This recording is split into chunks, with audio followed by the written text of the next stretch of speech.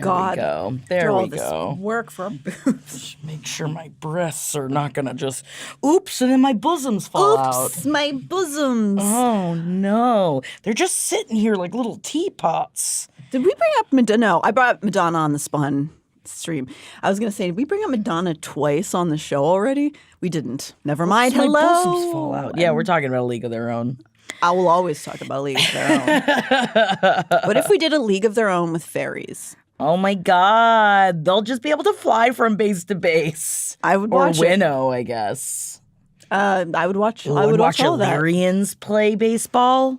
Okay, now we're crossing with Twilight again. Jesus Christ. God damn it. Twilight just like creeps its way into everything. Mm-hmm. Get out of my brain, Twilight. Really, just as Mormonism does. Ew. It gets into every facet of your body, every crevice. I want many wives. Welcome to Deep Dives with ACOTAR with Natalie Jean and Jackie Zebrowski. Yeah, man. Feybays, get down. And of course, Ryan is also here with us. Big thank you to Ryan for all of his work with special effects and having to be in the room with us while we're doing this. While we're adjusting our breasts, and he's doing very really good. respectful. He's very nice. So I did ask if I had so much breasts that it was offensive. He did say no, so I appreciate that. Did he really have a choice, though? Yes. Okay. He always has a choice. All right. Well, that's what Jackie says. So. Oh, man. This is another. This is so hard to not have long episodes because I'm so thrilled to talk about all of it. And I want to get all the details of the story in, but also give our insights. So, of course. You guys are just going to have to fucking listen to it. No, and thank you guys so much for joining us on this journey. That's what I meant. Thank you. I meant thank you for listening. You guys are nuts. Why are you listening to this, you crazies? I do, as much as I'm trying to research while I'm writing, I'm still never going to get all of the reference points or make a connection to another story. So if any of you guys and gals and in-betweens, the theys, the she's, the she's, if anybody sees or hears something that we've missed, please just reach out on social media.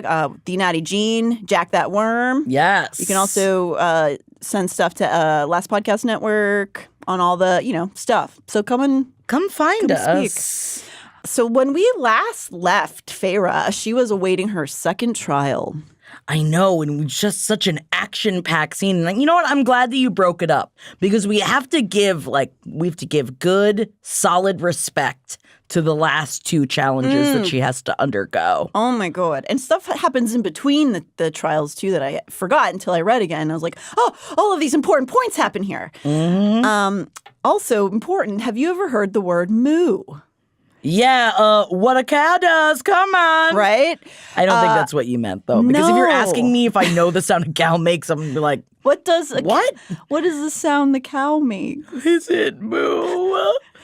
I feel like that's just a way to torture me. It's like, Jackie doesn't even know the sound a cow makes. Don't you know that cows are like dogs? Can't believe it. Are cows like dogs? They can be. Aww. Check out the Gentle Barn on Instagram. It's pretty cute. The Gentle Barn. Yeah. Oh, I'm going to take you there and you're going to see the pigs and cows. Of course I want to go to the Gentle Barn. That sounds great. You get to hang out in their pens with them. It sounds like a creepy place where a man's trying to get... No. Come on, baby. Come on down to the... Gentle. It's a Gentle Barn. Don't worry. No. I won't keep you in the hay. No. I'll make you a lot of... Don't let me keep going. No. We're going to stop you here. What is a moo?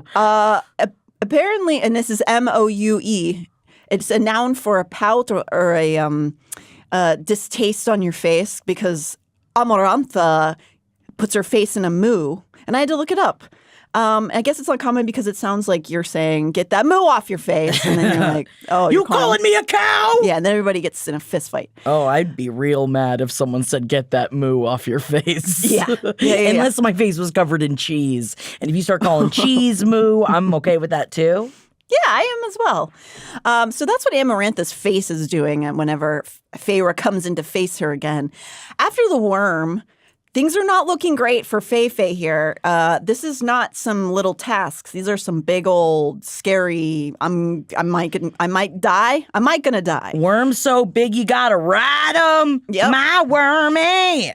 Well, this time it wasn't sexy. It was not. I don't think that was a phallic representation at all. Or was it?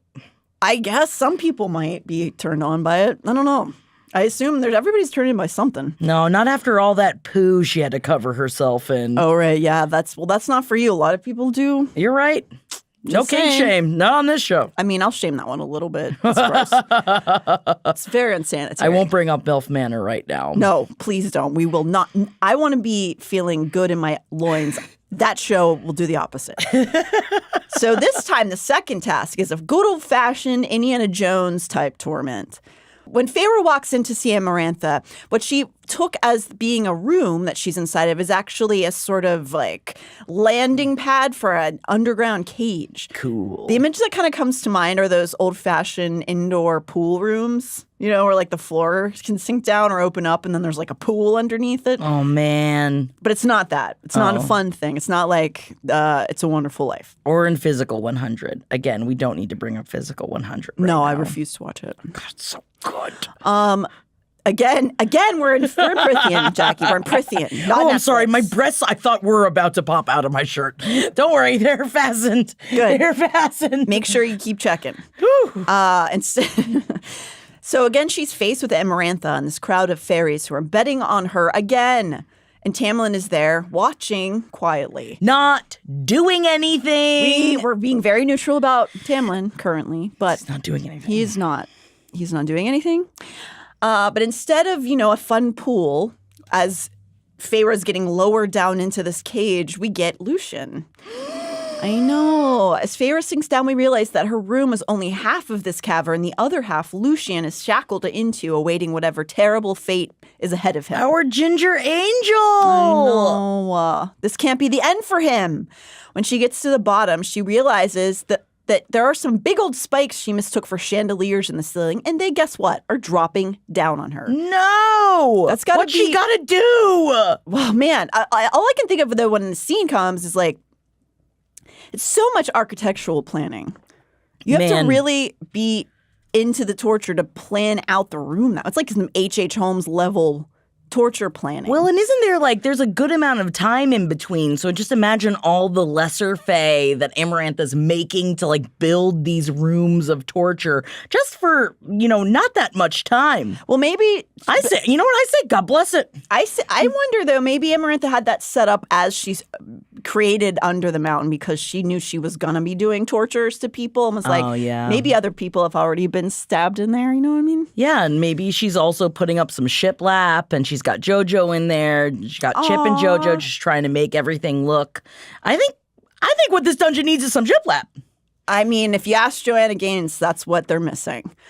So you wait till you get to the pergola challenge. Oh, the pergola challenge. It's not a ceiling, but it's not open air. What is it? Kind of nothing. It's kind of nothing. Here, she and Lucien are basically standing in this pit waiting for the spikes to come down upon them unless she can solve what? It is a riddle on the wall. There's another riddle. And also, again, so Tamlin is watching his love and his bestie about to be killed. Still, silence. Listen, maybe we don't know something yet. Maybe we don't know something about Tamlin's position. So, but of course, Feyre can't fucking read. So this is a bit of an issue. This bitch can't read, all right? Don't be a Leah Michelle. Feyre, you can do this. I believe in her.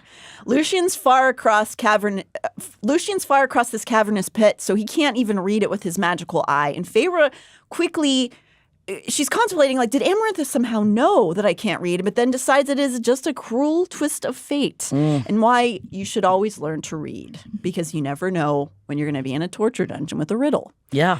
In a rush. That's good. But just add it to the things I'm already anxious about. Well, you know what it reads. Yes, so. I do. Or do I? I don't know.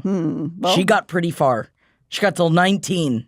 Didn't have to read. If you can't read, I'm impressed with your skill, and you probably could just learn to read because you look like you're reading a lot. Aw, thanks. It's like part of your job, actually. Oh, yeah, I guess. All right, I can read. Okay. Yeah, see, that'd be a hard sell.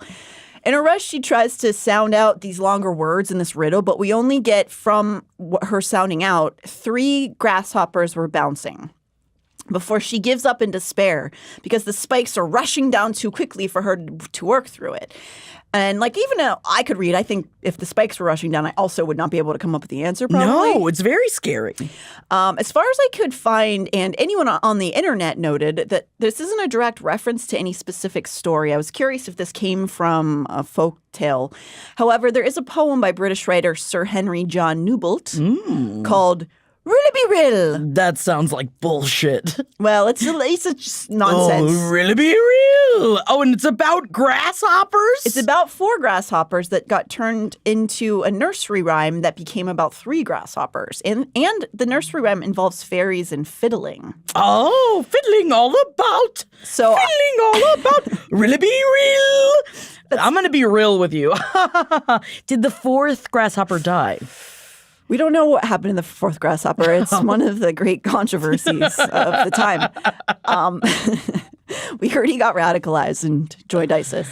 Oh, but, no. Yes, that is basically what the nursery rhyme is. It's just like silly. But it does involve fairies and fiddling, which is curious. We don't really know if Maas had any influence by that. Gotcha. But credit to the Reddit thredditor Bibliorama for finding that weird random fact about this poem. Who knows? Anyways, under the writing is a 1, 2, and 3, all with levers underneath. The apparent task being that the answer to the riddle on the wall will be one of those numbers. Ooh. Choose a lever. As she's running out of time, she decides to just guess 2 on a whim because it represents the love between her and Tamlin. I like the visualization that Maas uses here of as Feyre's panicking and trying to choose, saying that 1 is being a solitary person, and she doesn't like that, and 3 being 3 sisters crammed into one bed. Always thinking about that family that doesn't give a hay about her. At least in this moment, it was a negative thing. Yes. She's like, I don't like that. Yeah. Then something peculiar happens. I reached for the 2nd lever, but a blinding pain racked my hand before I could touch the stone. I hissed, withdrawing. I opened my palm to reveal the slitted eye tattooed there. It narrowed. I had to be hallucinating. I again reached for the middle lever, but the pain paralyzed my fingers. The eye had returned to its usual state. I extended my hand toward the 1st lever. Again, pain. I reached for the 3rd lever. No pain. My fingers met with stone, and I looked up to find the grate not 4 feet from my head. Through it, I found a star-flecked, violet gaze. I reached for the 1st lever, pain. But when I reached for the 3rd lever... Through all the hesitating, the boiling hot spikes are closing in on Feyre and Lucien's heads. She has to YOLO and make the choice. YOLO! Feyre, please, Lucien shouts. Oh my God, our ginger angel! She grits her teeth and yanks down on the 3rd lever. And the spikes stop. They reverse. She has picked correctly. Now, I've seen some discourse online about whether Feyre was supposed to have learned a lesson from these challenges, a la the way that folktales work a lot of the time from her trials. Because technically, the argument is that she was technically helped in 2 of these trials, including this one. Yeah. I don't think that was the point per se, in my opinion. So, for some reasons, we can't disclose now because there are future things in the story. I think it's more character building than anything. I do too, and also in folklore, there are many times the protagonist is helped through trials and tasks, and sometimes half of the lesson is about trust and faith, right? Oh. With the 2nd task, she had to entrust someone outside of herself for help, and she had to use her own judgment and intuition in order to proceed. And I think that in itself is sort of a life lesson. Interesting. Something especially for Feyre, who honestly does a lot of her shit on her own. She's like, I can kill the wolf. Right. I can save my family, even though, difficult job to leave on the youngest child. But yeah. I'm not going to get into my hatred for her family. Do you feel triggered right as now. the youngest child? No, I would never have been asked to do it. They'd be like, well, Jackie's not going to take care of us. And I'd just be over there just like with a 5th of whiskey being like, you're right. Especially at the age of 19. I wasn't helping nobody. Especially in Palm Harbor, Florida. I don't even know where you'd hunt there. No. I guess I'd spear fish. Yeah, you could spear fish. That's true. You know me. I love the water, and I love to spear. And being covered in dirt. Oh, no. So this is a thing, sort of learning to trust yourself and your intuition and accepting help is something we come across many times in our lives. And I will say that pattern repeats in these stories as well. So Feyre has come very close to death in this trial. And as she's lifted back up to the surface, we find her about to mentally crumble. She is completely spent emotionally. And then she is flooded with someone else's voice in her own head. Don't let her see you cry. Put your hands at your sides and stand up. She understands that this is somehow reason in her head. He instructs her to stand, to face Amarantha. He knows on some level that seeing her unafraid will cause Amarantha to buckle a little inside. He has been her whore for almost 50 years, after all. I think I have some internal bias because of him being a guy. I forget that Reason has been assaulted by this woman for half a century. If I put a woman in that position in my mind, it's almost unbearable to think of, and that's on me because it's just as bad the other way. But think about that. 50 years he's been being assaulted by this woman. That's horrific. And every just time, a side note. And it is. Every time it is brought up to just the idea of that, then they're like, oh, but the Fae live forever. 50 years is just a blip. But you still have to feel and be a part and be present of every second of those 50 years. It doesn't matter if it's a blip in their lifetime. If we put it in perspective of like a human's life, what if that was, 5 months of your life? That's an insane amount of time. Gross. Here we hear Feyre acknowledge that if she had been left to her own devices, that she would be dead. That's almost too much to process for her in that moment, but she feels almost compelled to follow the instructions from Reason, and she strains herself up, keeping her eyes locked on Amarantha's when she reaches the surface. At his instruction, she looks her down, then turns and walks through the crowd. Baller style. Damn! I want to see that scene so bad. I know, and we're going to at some point. Let us be Faye. Come on, let us be in it. Just put us in it. Come on. So she's not actually okay, though, of course. She manages to fake this for... It's only the second one, especially if you think about it. She still has a whole other task to get done. Yeah. It's not like, woo, she's over it. Yeah, and who knows what the next one is going to be, because this is very different from the worm. So the next one's obviously going to be some different level of torment. Oh, what if she has to dance the worm in front of everyone and she doesn't know if she can do it properly? If I had to dance the worm and that was one of my challenges, I'd fail. Do you think if you were put life or death, you wouldn't be able to figure it out? Can you imagine me just belly flopping onto the floor trying to wriggle up and down? Jackie, I believe in you.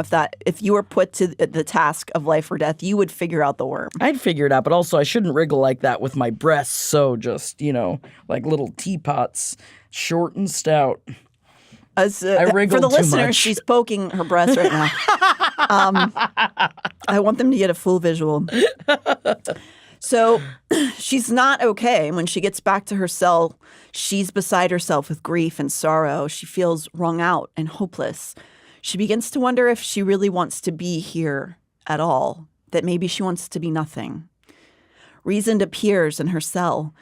She doesn't have it in her to be angry or even scared. I pulled away, but his hands were like shackles. I could do nothing as his mouth met with my cheek, and he licked away a tear. His tongue was hot against my skin, so startling that I couldn't move as he licked away another path of salt water, and then another. My body went taut and loose all at once, and I burned, even as chills shuddered along my limbs.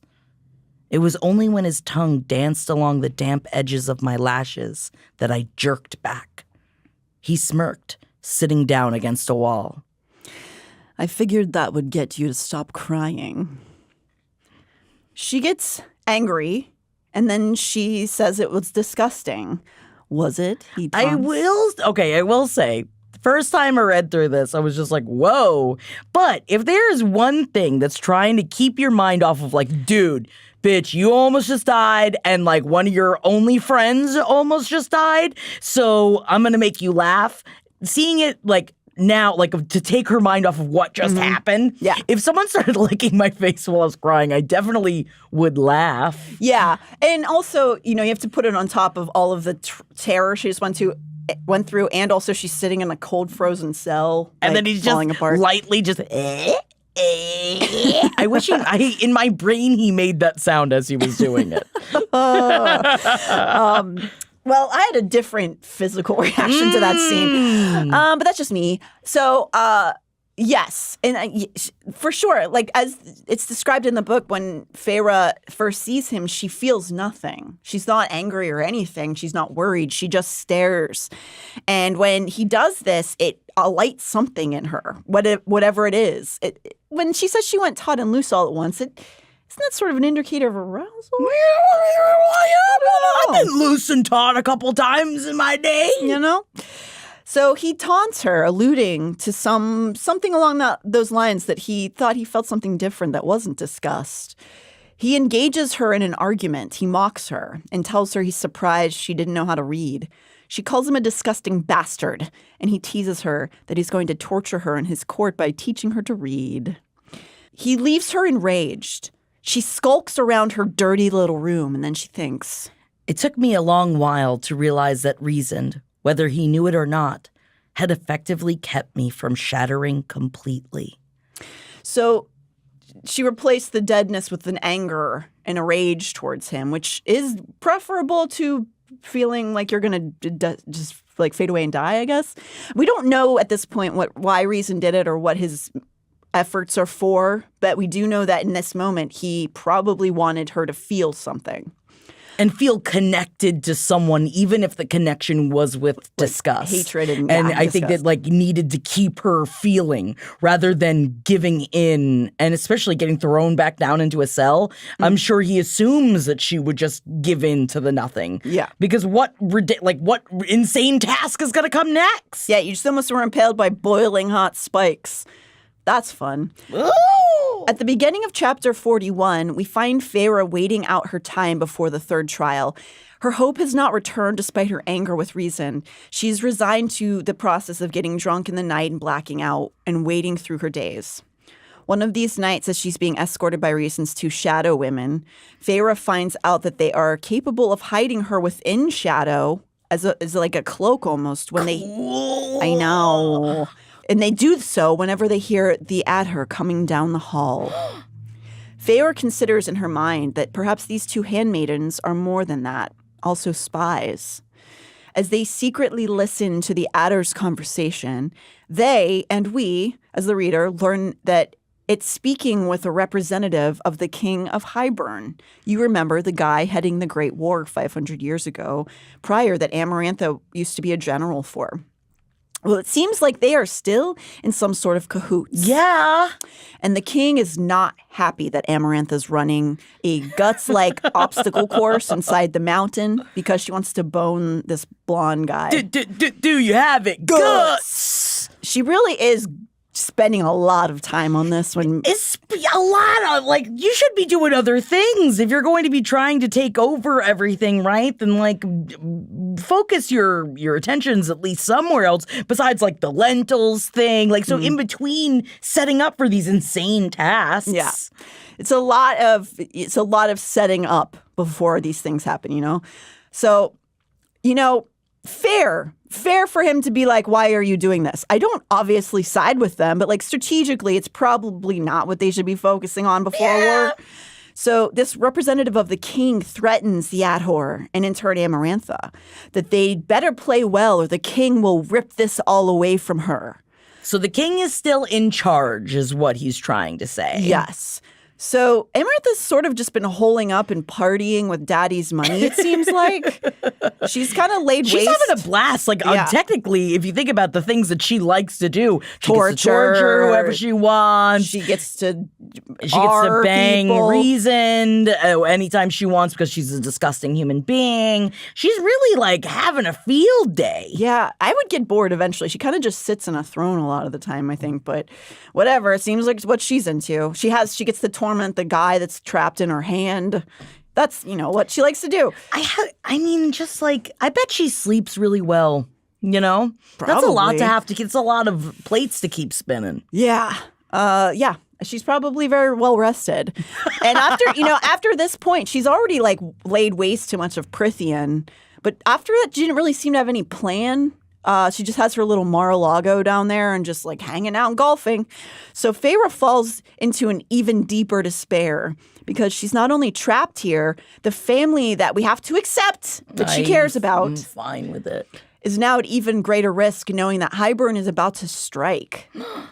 And there's nothing that she can do about it. She is trapped under this mountain. She reminds herself that if anyone can get her family to safety, it's Nesta. Even if it's surfing on a wave of pure bitch water to the next island over, Nesta can get it done. Yeah, she's got the strength of the bitch. She does. I've got the strength of the bitch. Do you have the strength of the bitch? I feel like I'm not good at it. I think you can, though. I think it lives within you if you need it. If I get mad, I think so, but I don't like being a bitch. No, you're not really bitchy. I'll give you some of mine. Sisters! I also think that you're very nice if you call yourself a bitch. I think that you're a very nice person. Thank you. And this is coming from the woman that I did literally have to hold my breasts before for her to get me into the corset that I'm currently wearing. So, Sisters. So in this moment, she is still fading away, laying in her cell, staring at the ceiling when she begins to hear music. There was beauty in this music, beauty and goodness. The music folded over itself like batter being poured from a bowl, one note atop another, melting together to form a whole, rising, filling me. It wasn't wild music, but there was a violence of passion in it, a swelling kind of joy and sorrow. I pulled my knees to my chest, needing to feel the sturdiness of my skin, even with the slime of the oily paint upon it. This music that she's hearing from somewhere is taking her away and out of her body, floating into a dreamlike state where things are beautiful again. In this hallucination, she's outside. She can see the beauty of the world and it makes her weep. It makes her feel a longing again, a longing for the world, even maybe a little bit of hope. It helps remind her what she's fighting for. I imagine being trapped with no sun for months in the cold and pain will kind of cause you. Bless. Will kind of cause you to go into a spiral, I would imagine. Yeah, she needs some vitamin D, and I'm not talking about dirt. Do you remember how upset you were? Do you remember how upset you were when you had dirt on your hands, Jackie? Oh my God, my hands, they are unclean. It's kind of like that. But I will say I was told that I had a vitamin D deficiency, and it took everything in me not to laugh at the doctor. And I was like, I'm pretty sure I'm full up. Pretty sure I'm full up. But I didn't do that. I just went, okay, doctor. You just did it I'll for start the taking audience vitamin D. Did you start taking vitamin D? Yeah, I take D every day. Okay, but also the vitamin. Okay, but also the vitamin. I do take my daily supplement of vitamin D. Good. Very important. So I'm yes. a child. Yes. We're both dressed like fairies right now. It's fine. I worry that I'm like being too filthy for this, but like I really am genuinely this horny. I don't think on our network you should be worried about being too filthy. So she floats through this vision and it gently lays her back into her cell, not revived, but feeling life once again, feeling a need to keep going. The music flittered through my memories, binding them together, making them into a quilt that wrapped around me, that warmed my bones. I liked that turn of phrase. Yes. So Feyre's third task is looming. At what may be her last party of whining and dancing through this blackout, she's standing alone against a wall, waiting for reason to summon her into his lap, as he's done every night. Suddenly, she smells a rain and earthen scent by her side, and Tamlin is somehow next to her. In some way, he's managed to evade the eyes of Amarantha for a few moments. It's what she's been fighting for these many months. He beckons her subtly to follow him to a side room, some sort of fairy janitor's closet, I guess. They both separately make it there, and do they kiss each other. Oh, they kiss each other. They go into a lustful frenzy of mouth and teeth and hands. Can I just say, yes. I understand, right? As the horny side of me, yeah, get at it. But if you have a second to talk to each other, shouldn't you be plotting? Shouldn't you be figuring something out? rather than just making out. And this is coming from me. I always want to be making out. Making out, I always say yes. Yes, and it. Yeah. But then they finally get to talk to each other and they don't talk about anything. They just make out. It's an interesting point to make, Jackie. I wonder if Just this will saying. come back. Just saying. It is. It's a choice. I think in this moment, maybe they're in their minds, they're thinking we're going to die. This is the last time we're ever going to kiss. The comet's coming down on the earth right now. We have moments to live. And I guess, in those last moments, I would say, it's not the worst way to go out. Make a mouth fuck in the end. Just kind of groping. So Tamlin doesn't seem to be able to help her. We don't know why, but he doesn't seem to be able to help her out in any way, so they're going to be touching instead. Then they hear a cough. Oh, no. It's not Amarantha, thankfully, but it is that bastard Reason. Oh, is he there to lick some tears again? Shameful. Look at what you've done to my pet. In his arrogant way, he begins to toy with the two of them. Now be a clever high lord and buckle your belt and fix your clothes before you go out there. He's taunting them. But as you remember, Feyre's painted all over her body in order for Reason to track who's touched her. And so now they're both all smeared and smudged. And yet Reason erases all the paint that's all over Tamlin from all of his gripping. He could have easily revealed the charade to Amarantha, but he didn't. So what is this man playing at? Interesting. In this moment, he decides to protect Tamlin and Feyre.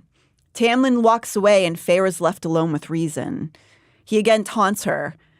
If you're that desperate for release, you should have asked me. Pig, she says.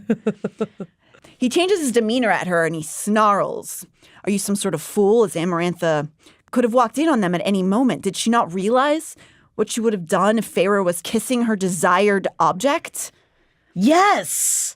Thank you, Reason. Thank you for providing some action. Some reason? Think about this. Reason to bringing the reason. Reason's bringing reason.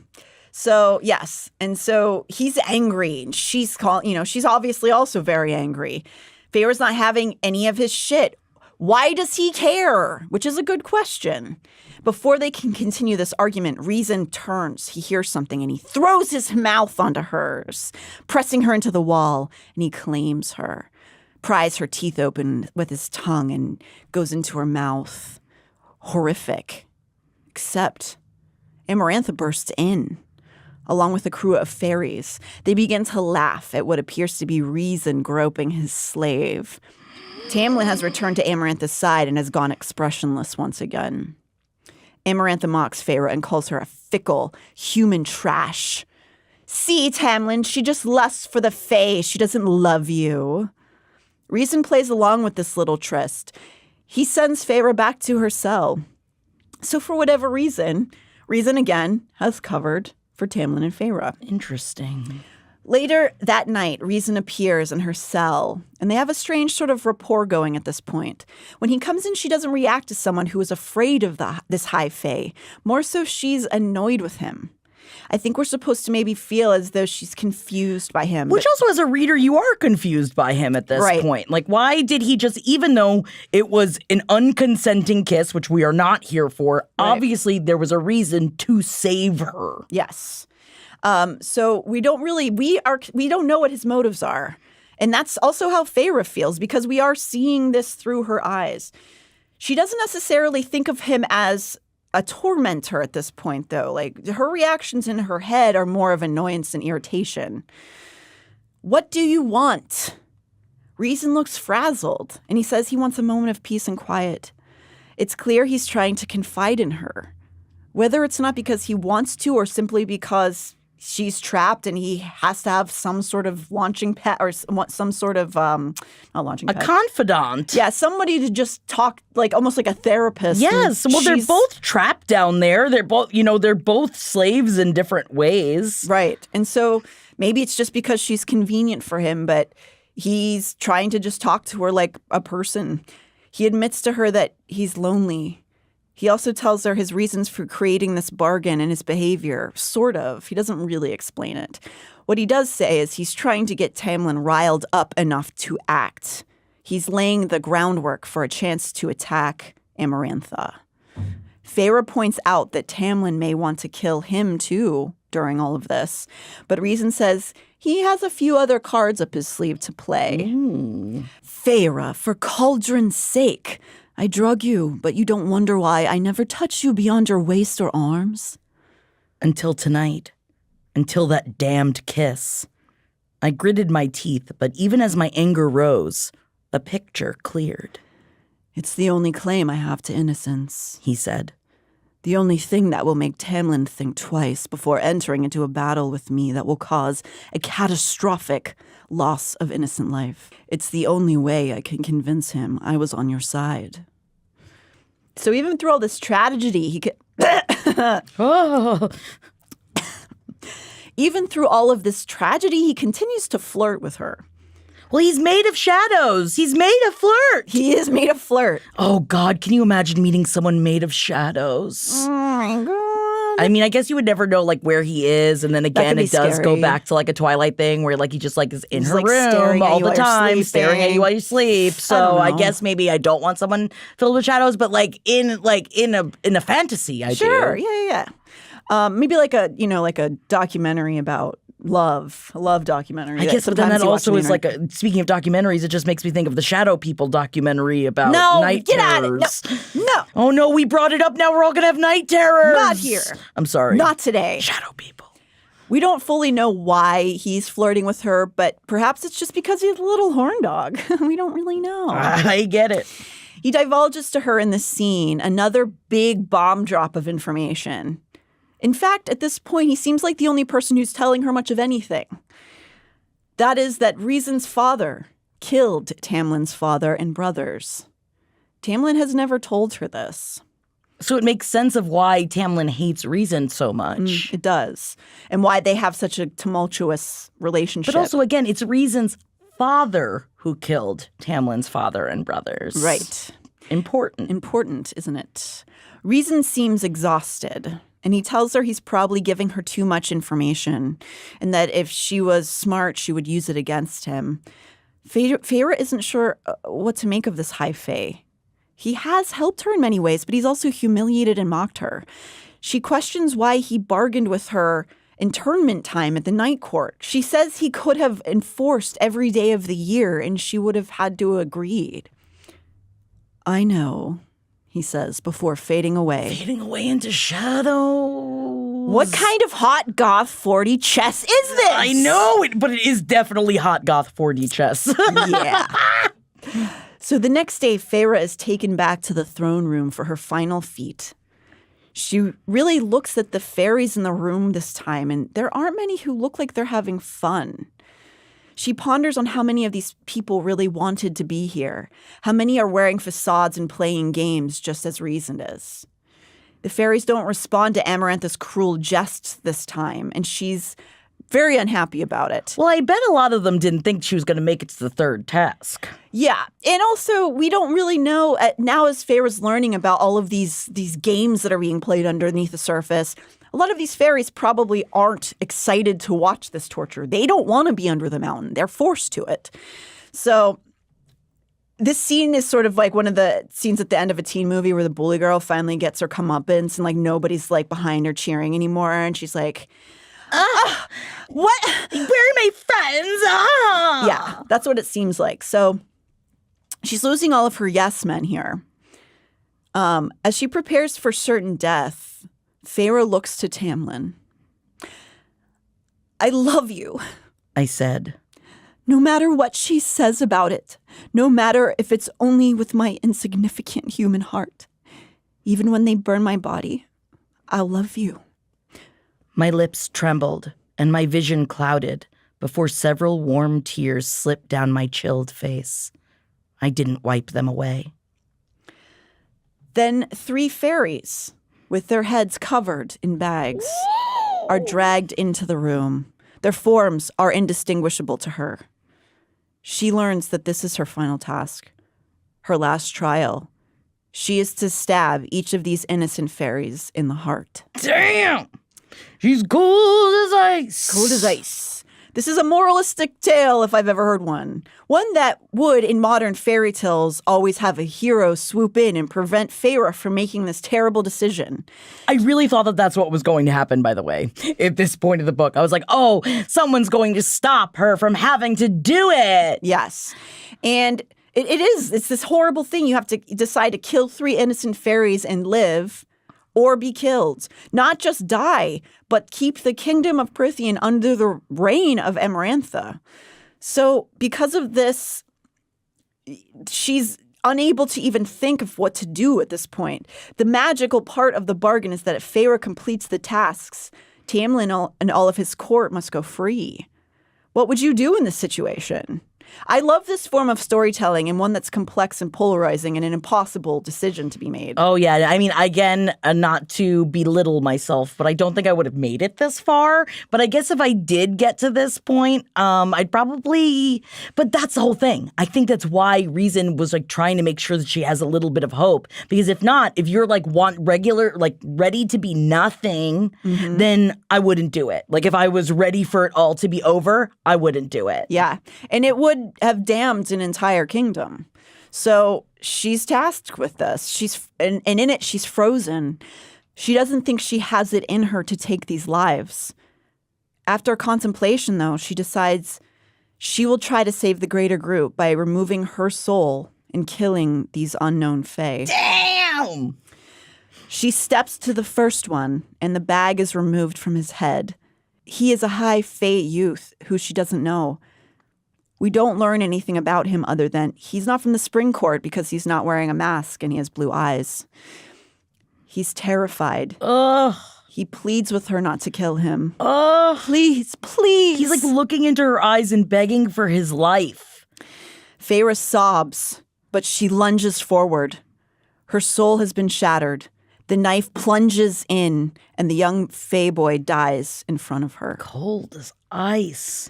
She has to. It's for Prythian. Feyre is hardly present now, wishing to be freed of her body. But she moves to the second fairy. It's a woman with gold brown hair and bronze eyes. Feyre picks up her second dagger with shaking hands. She wants to beg the Fey woman for forgiveness, but then the fairy begins to pray in the way that fairies do. Cauldron, save me. Mother, hold me. Guide me to you. Let me pass through the gates. Let me smell that immortal land of milk and honey. It really loses me at milk and honey because I just imagine a bunch of old milk, like that's the land that they go to. It's like, oh, I wish the milk wasn't crusted. Well, that's a very Greek sort of reference where, yes, it does sound gross, but I think in a time when I think only some people had access to milk, it was like an exciting... cover myself in milk for you. Some people like it. Again, no king shame here at ACOTAR. It's better than poop, for sure. Feyre realizes that she's praying because she wants Feyre to do this and to do it quickly. That perhaps as an older fairy, she has the wisdom to know that this must be done to save her people. Let me feel no pain. I'm sorry. Let me enter eternity. Milk. Give me milk. That's what they cut that part out because they were like, oh, that'll take people out of it. That'll take it out of it, yeah. I'm sorry. Feyre sobs and shoves the knife deep into her chest. The hall remains deathly silent save for weeping. But Amarantha continues to smile. Feyre stands before the third fairy and they rip the bag from his head. Tamlin. What? It's Tamlin. No! How can that be? What? She just professed her love to him. He's on the dais with Amarantha. Feyre whips around, and the glamour falls from a gleeful at her. No! She professed her love to the adder earlier. You love an adder. That's what I would be screaming as the Fae in the crowd. You love an adder. You're so stupid. You can't read. So you're pro Amarantha Fairy? Well, you are sort of dressed like the Court of Nightmares here. Oh, thank you. Yeah, I'm feeling very Court of Nightmares right now. So I guess maybe that's what it is. It's just like you're manifesting. Yeah, my Phasian. I feel her through my Phasian. Okay. I love that. Love that Phasian. So Tamlin was never on the throne there with Amarantha. This is Amarantha's idea of a clever, hilarious ruse. Kill him, Feyre, and he'll be free of me. You can have him all to yourself. Those damn fairies and their damn logic Their little ways. riddles. Their little clever little riddles. Feyre at this point is beyond thinking, beyond despair. She contemplates driving the knife into her own chest instead. But then she remembers Alice's words that thus far she has not applied in any way. Yeah, all of the other things she told you not to do that you definitely did. But that last advice, listen, don't hear, but listen. Feyre begins flipping through the Rolodex of her memories. Flap, flap, flap, flap. That's what it sounds like. Mm-hmm. It's very annoying very to everybody old, else. The very 80s. She lands upon her memory of the first encounter she had with the Adder when Tamlin glamoured her to be invisible and she eavesdropped on their argument. Milady makes no bargains that are not advantageous to her. Wait a second. So Amarantha's all boned up for Tamlin. There's no way she's suddenly just going to let him get stabbed to death. Yeah, she did this whole thing so that she was like ready to bang Tamlin forever. Right. So what is this sort of game? She begins to think over all the conversations she's overheard when she thought she was being little sneaky, but perhaps she was being allowed to overhear certain things. This is from a conversation between Tamlin and Lucien. For someone with a heart of stone, yours is certainly soft these days. I looked at Tamlin, my eyes flicking to his chest as another memory flashed. The adder in the garden, laughing. Though you have a heart of stone, Tamlin, the adder said, you certainly keep a host of fear inside it. Oh shit, is this the key? There's no way I would have thought of this during this time period. Like, you just killed 2 fairies. I'd be like, I don't remember nothing, dude. Well, that's why Pharaoh's Pharaoh. Yeah, man. So she wouldn't let him be killed because she wants to own him too badly. Does she know that he can't be killed through the heart? Feyre is going to have to test fate today. I love you, she says to the real Tamlin, and plunges the knife deep into his chest. Ah! Clunk. It hits something hard, even as blood pours out of his chest. She pulls the knife back and sees that the ash blade is chipped at the tip. Tamlin remains kneeling before her. This knife will not kill. It will not kill. Alive he is. Knife or death, anyone? Knife or death! She's won! Someone cries out, free them! But the spring court's masks stay on. Tamlin's reduced magic remains as his wound is still bleeding freely. Aha! But Feyre forgot to mention the urgency of which the freedom will come. But Amarantha's face blanched, her features contorting until she looked truly serpentine. I'll free them whenever I see fit. Feyre didn't specify when I had to free them, just that I had to, at some point, perhaps when you're dead. She finished with a hateful smile. Amarantha's filled with rage and hatred. Just as Feyre feared, there was no way that Amarantha was going to let her win. Even through the bounds of a magical bond, she knew how to connive and trick Feyre. And so, with the spring court still bound, Amarantha says to Feyre, I'm going to kill you, you little cunt. Whoa. She didn't say you little cunt, but it's inferred. Yeah, because this is still a YA book. So, at this point, we can't really be throwing around the C word. I mean, just murdering people. I feel like they should be allowed to say cunt. That's the thing. And I respect Sarah J. Maas so much that, like, the way that she did this young adult book that, like, still got a good amount in there. Oh, yeah, totally. Amarantha begins to rain agony down upon poor Feyre's mortal body. Her bones are shattered as she's dashed over and over upon the marble floor. She wants Feyre to admit that she never loved Tamlin. Admit it! Admit it and she'll stop crushing her body. But Feyre won't. She won't! Feyre! Someone screams across the room. Reason screams it, not Tamlin. What are you but mud and bones and worm meat? Amarantha raged. What are you compared to our kind? That you think you're worthy of us? Chaos erupts in the room. Dirty pool, they cry, cheater! Amarantha ignores them all. She begins beating and kicking Feyre the old-fashioned way without Kinda magic. nice, you know? Take the magic out of it. Bring it back to when beatings were beatings. Old school. Feyre's agony is beyond comprehension, but Amarantha won't let her black out. Suddenly, a body comes launching at Amarantha. It's Reason. He's taken the blade from Tamlin and rushed to drive it into Amarantha's throat. Yeah! Amarantha's too fast and blocks him in time.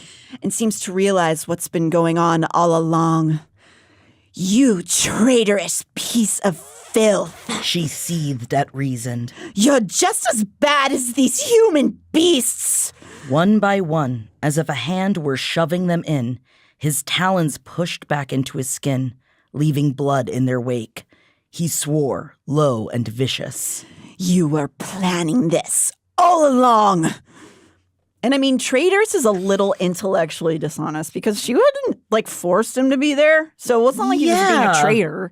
He was he was enslaved. He was a slave. It's not like he was there of his own volition. So traitors is a little, I'm just saying. I hate Amarantha. She sucks. She then sets her sights on breaking Reason for his betrayal, I guess. Feyre pleads with her to stop, but no one moves to help him. Amarantha's rage only grows at her pleading. You stupid human filth. Say you don't love Tamlin. She can't. She won't do it. She knows it won't matter. And she wants to hold on to that one shred of light as she dies, her love for him. Amarantha sends through her a series of her worst memories, almost worse than the physical pain she's living through. Finally, Tamlin starts crawling towards Feyre and Amarantha. Please stop. I'll do anything. Oh, now you're going to say something. Tamlin's pleading only makes it worse because he loves her and Amarantha can't handle it. Suddenly, it hits Feyre. Love. The riddle. She knows the answer to the riddle. With the answer, her magical bargain will be instantaneous, not like the bargain she made with the tasks. Her body is shattered and broken and bleeding, and with her final breath, she says, the answer to the riddle is love. And then Amarantha snaps her spine in half, breaking her neck forever. Feyre is dead. Man, this part of the book, can I just say, I was like, what? No. What? Like, my brain shattered for a minute. No. Yeah, but also there was a little bit of, no. Oh, does she get the milk now? I guess she doesn't get the milk because she's a filthy human. It's true. But through whatever sinewy magic that connects her to Reason through that tattooed bind, she can still see through someone's eyes, his eyes. She watches Lucien slowly pull the mask from his face. She broke the spell that latched their magic to Amarantha. Amarantha's cornered. As a true 90s kid, all I can think of is the scene from The Lion King where Scar's been cornered by the hyenas. Oh my God. He's going, I can explain! I can explain! Tamlin's magic is unleashed. He pounces. The room erupts. Some Fae run to try to help Amarantha as Tamlin pins her to the floor in his animal form. The large majority tackle her minions to the ground. Tam! Lucien cried over the chaos. A sword hurtled through the air, a shooting star of steel. Tamlin caught it in a massive paw. Amarantha's scream was cut short as he drove the sword through her head and into the stone beneath, and then closed his powerful jaws around her throat and ripped it out. The bitch is dead! Ding dong! Before anyone can rejoice, We must return to Feyre's lifeless, broken body on the floor. Tamlin returns to Fey form and rushes to her corpse. He scoops up her body and he weeps and holds her. Feyre can only watch through Reason's eyes. The hall is silent. She saved them all at the cost of her life. And then someone, the Autumn Court's High Lord, Lucian's father, who's also really fucking hot in my head, by the way, appears at their side. He's a bastard, though. I know, but I bet he's still really hot. They're all hot. I love it when they make all of like a bunch of villains, a bunch of gingers. Yeah. Because in my head, it's just like if the Weasley family went bad. Ooh, yeah, and I Dark always wanted to Weasleys. kiss Bill Weasley, but I'm like, what if Bill Weasley was bad? Ooh, yeah, I like that. You know what I mean? Yep. I'll make anything horny, though. Yeah. So. The High Lord of the Autumn Court approaches them, and he drops a sparkly little drop from his hand that drips down onto Feyre's body, onto her chest. She's still not in her body, but she's watching this happen.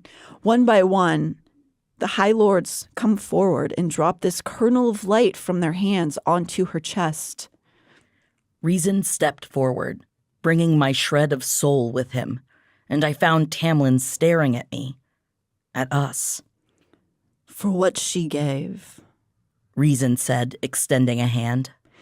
We'll bestow what our predecessors have granted to few before. He paused.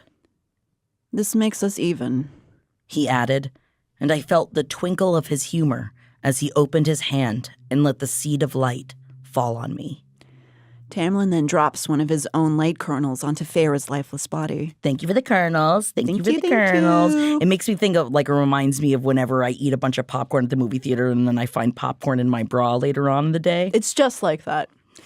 Does that turn you into a fairy? No, but I do eat it. Chapter 46 opens up with Feyre awakening from the darkness. What? Maas uses the visualization of swimming up through the depths, kicking vigorously to get to the surface.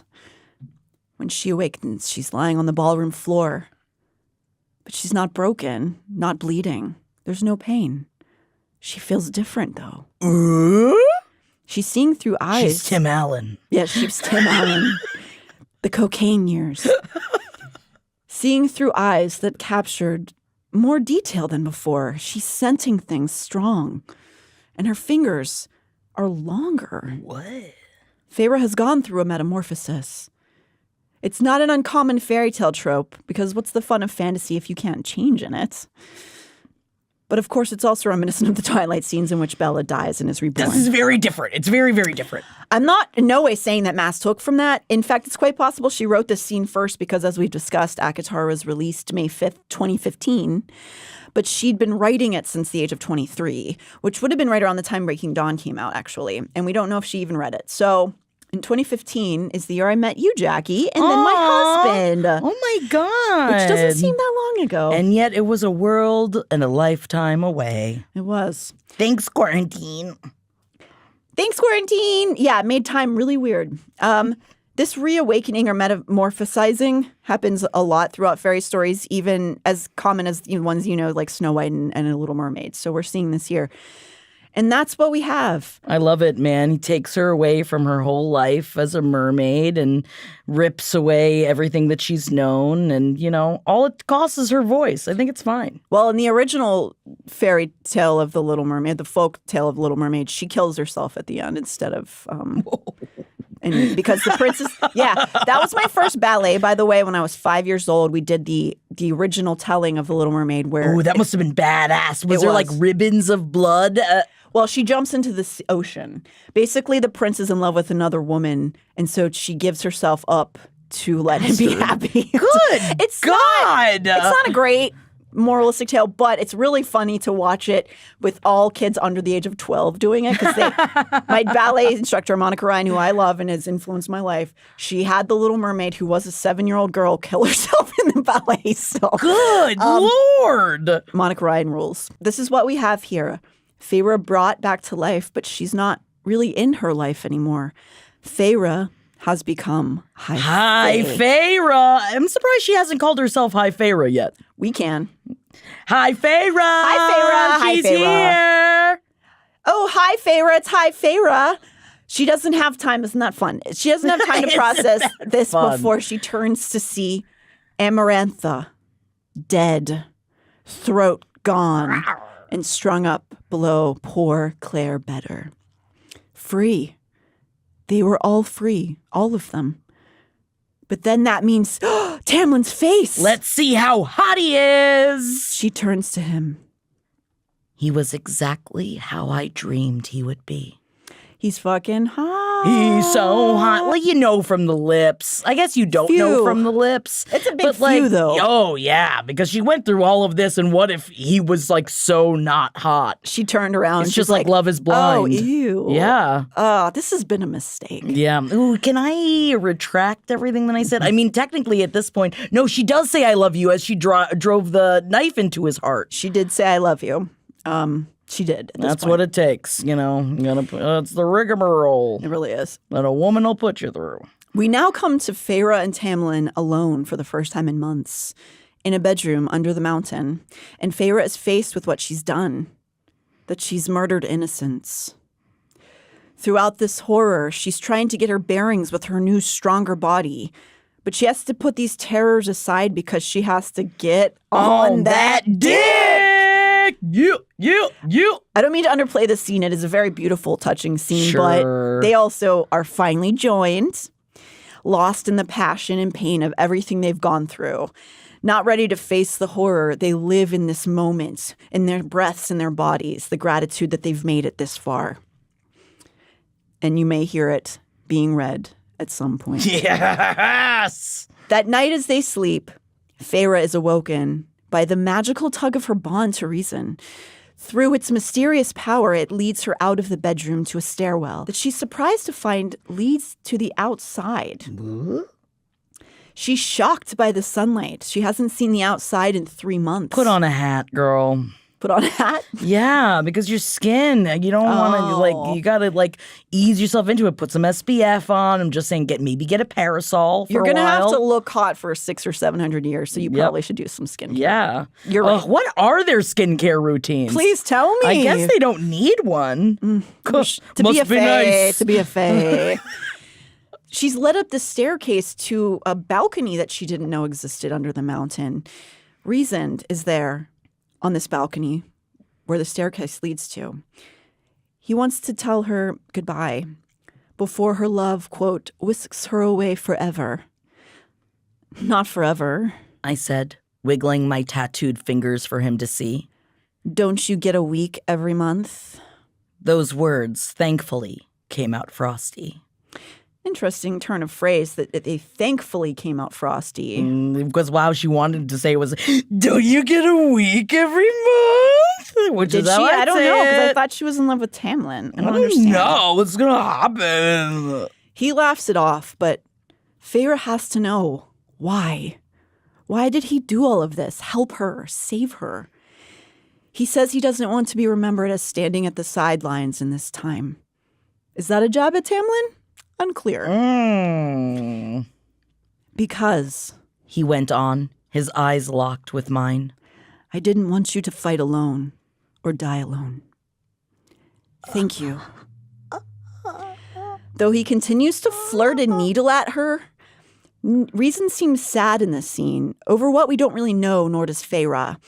They have what would be considered a confidential conversation here about how they feel, their hopes, something that didn't happen in the previous scene when she was with Tamlin. They seem to come to an amicable parting, even through this strange arrangement. I wouldn't say they're friendly, but maybe somewhat respectful of all they just went through together. He bows to her as a farewell, but then freezes. His eyes locked on mine, wide and wild, and his nostrils flared. Shock. Pure shock flashed across his features at whatever he saw in my face, and he stumbled back a step. Actually stumbled. What is it? I began. He disappeared. Simply disappeared, not a shadow in sight, into the crisp air. Something that we don't know about yet has shocked him in his final moments with Feyre. Oh, what could it be? What could it be?